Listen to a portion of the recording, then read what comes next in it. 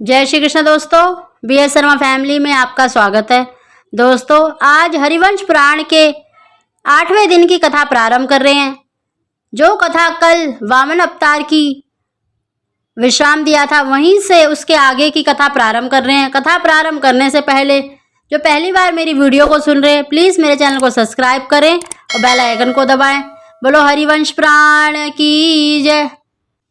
जब शुक्राचार्य ने बहुत प्रयत्न किए कि राजा बलि को दान देने से रोकने के लिए, और बलि ने एक भी बात नहीं मानी, उसका तर्क वितर्क देता रहा अपने गुरु शुक्राचार्य को। तब बलि वामन भगवान के पास गया। इसके बाद बलि चक्रवर्ती की पत्नी विंध्यावली स्वर्ण कलश में जल ले आई। स्वर्ण थाल में वामन के चरण धोए। उस जल को बलि ने अपने सिर पर छिड़क लिया।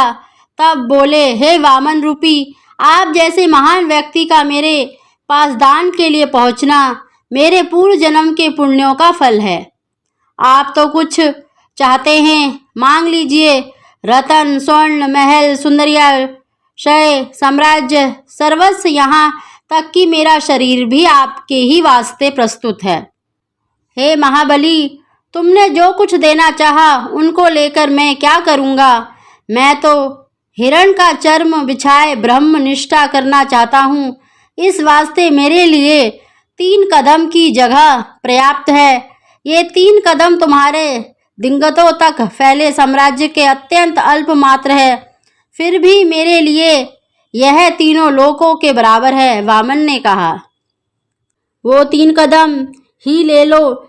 यूं कहकर बलि ने अपने जल कलश के जल लुढ़काकर दान करना चाहा, पर उसमें से जल ना निकला। शुक्राचार्य ने सूक्ष्म रूप जल कलश की सूंड में छिप रहकर जल को गिरने से रोक दिया था। इस पर वामन ने दाब का तिनका निकालकर जल कलश की सूंड में घुसेड़ दिया।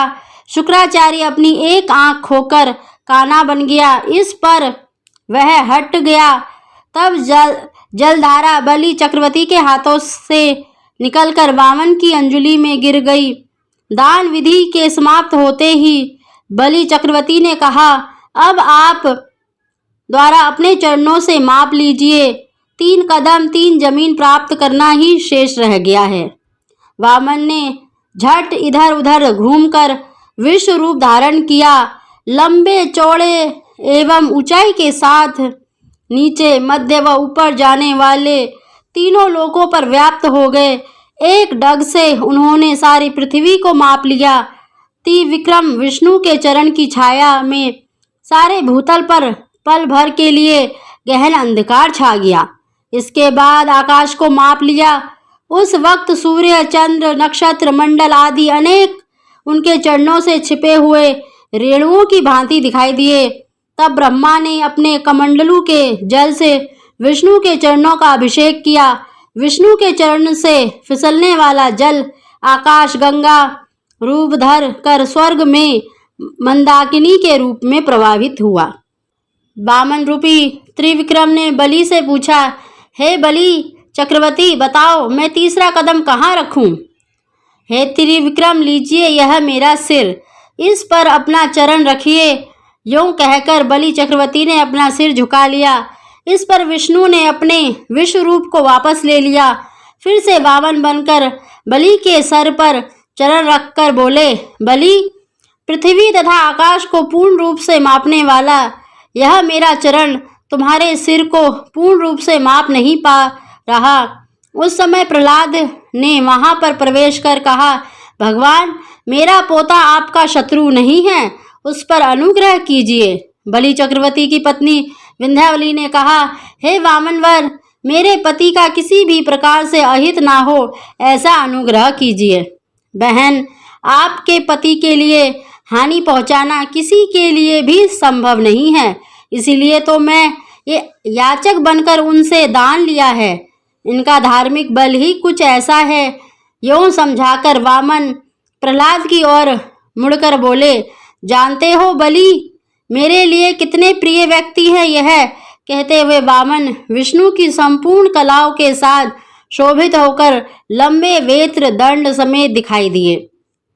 हे बलि चक्रवर्ती, तुम्हारी समता करने वाला आज तक कोई ना हुआ है और ना होगा।